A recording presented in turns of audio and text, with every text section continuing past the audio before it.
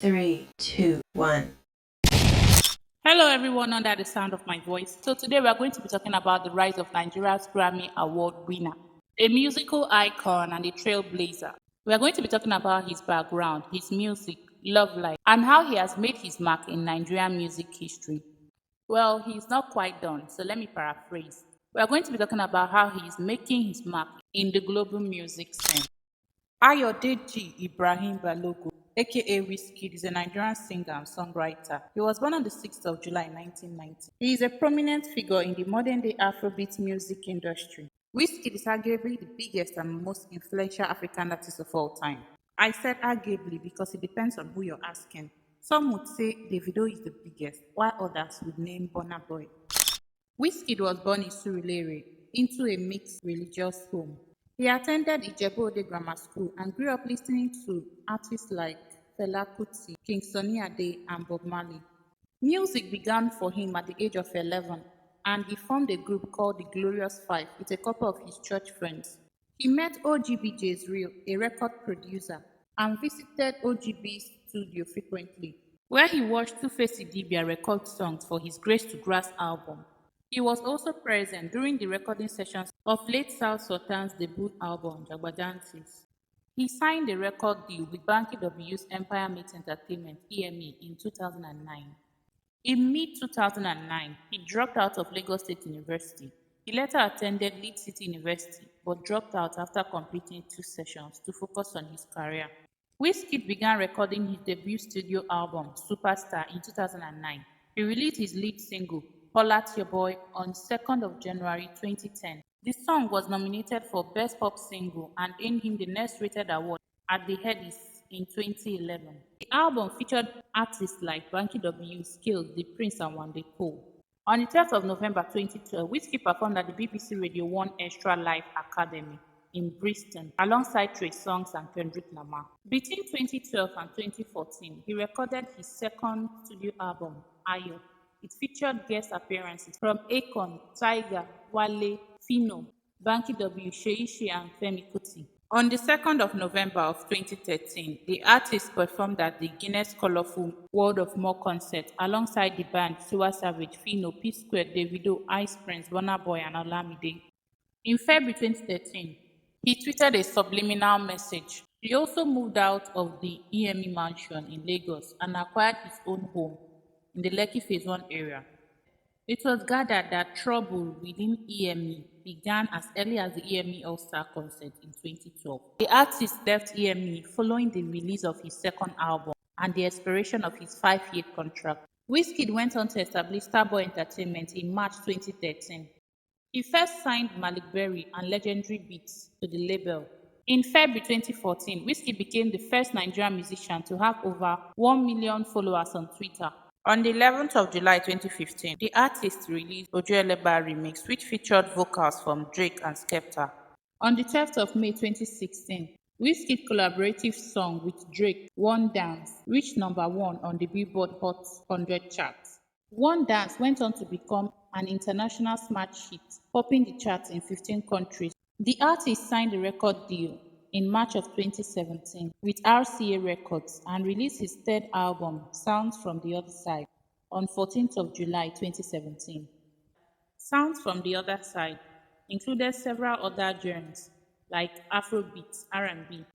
Some of the singles from the album include Daddy Yo featuring F Here, African Bad Girl featuring Chris Brown, Sweet Love and Come Closer featuring Jake. The song Sucker became his first Afrobeat single to be certified gold in Canada.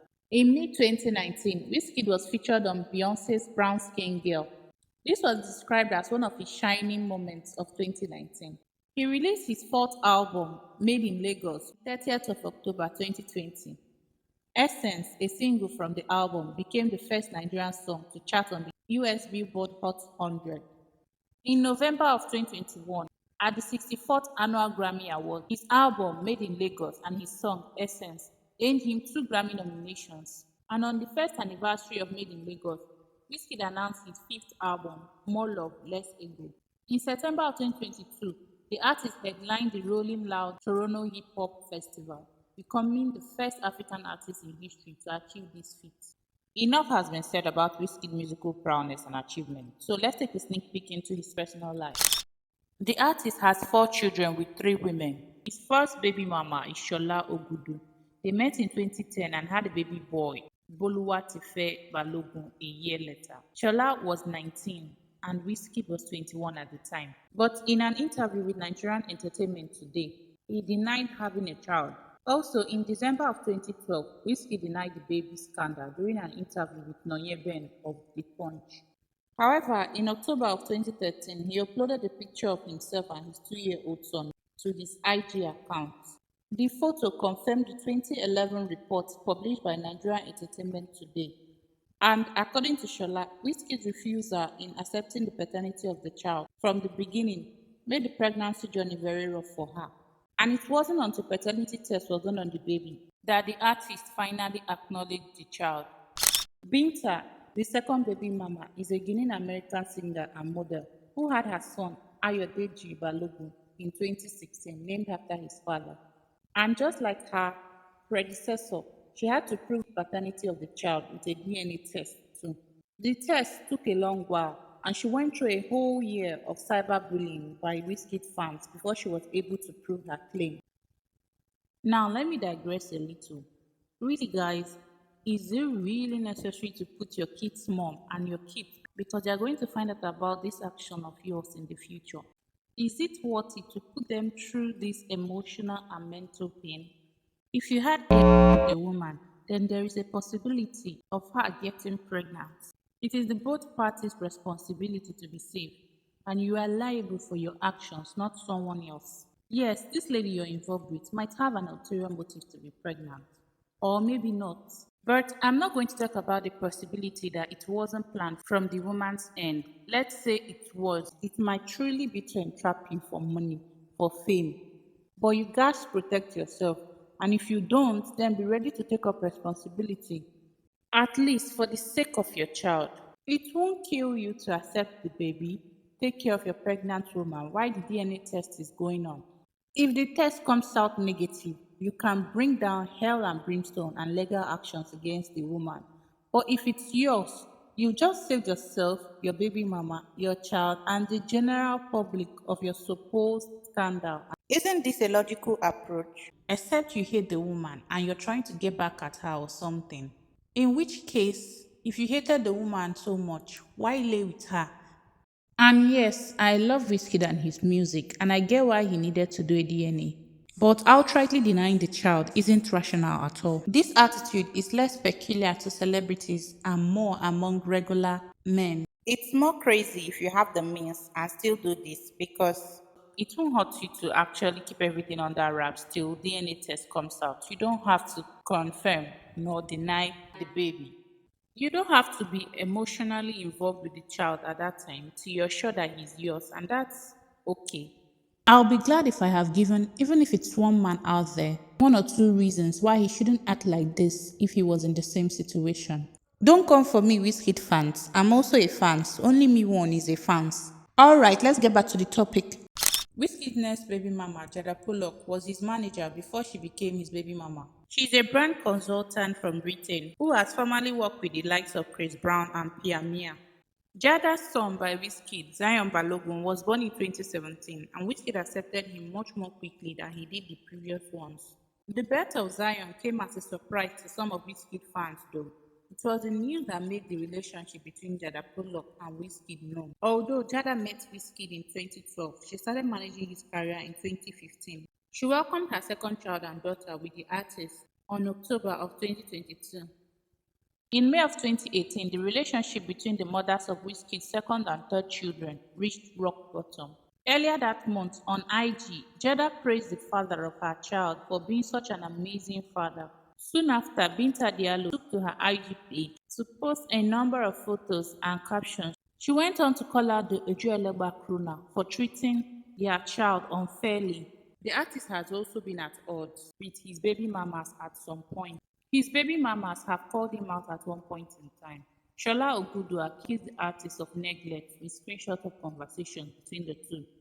Binta Diallo accused him of neglecting his fatherly role and owing child support, which he settled in an out-of-court arrangement.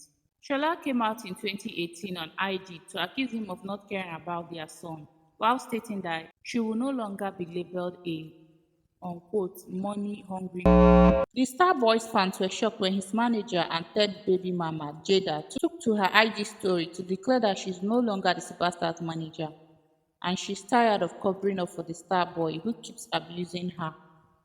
She also said she can't raise her son Zion in such an abusive environment.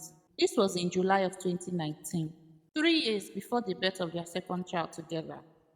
Netizens reacted to the post and shaded Jada for covering up for Wizkid when his first and second baby mama called him out. And Binta Diallo was quick to comment on the situation. She wrote, "Kama is a bitch, ain't it?" Around October 2020, Binta hosted a Q&A session with her fans, and they were curious about her relationship with Wizkid. Two fans asked if her beef with Wizkid has been settled and if she has forgiven the singer. She stated that she has settled the beef and that they are in good terms. She also disclosed that she and Wizkid's first baby mama, Shola, are close and described her as the sweetest person ever. Jada deleted her post and claimed that her IG account was hacked. And thankfully, there has been no online drama in their household since then. Wizkid's contributions to the Nigerian music industry has earned him several achievements, including the Grammy Award for Best Music Video as the lead artist in Beyoncé's Brown Skin Girl, his first ever Grammy Award. He is the most awarded African artist at the BET Awards. Some other international awards he receives include Soul Train Awards, Billboard Awards, Heart Radio Music Awards, and Mobile Awards. He is also a recipient of an Oscar plaque for his songwriting contributions to Drake's One Dance, which also earned him Guinness World Records for being the first song to reach a billion streams on Spotify. In November of 2021, Apple Music Awards announced the superstar as the winner of the Artist of the Year. So obviously, Wizkid is a historical icon, if I should say so myself. Tell me what you think about this success story. And do you think it's a stretch to call him the greatest of all time in Nigerian music history? Okay, guys, we've come to the end of today's episode.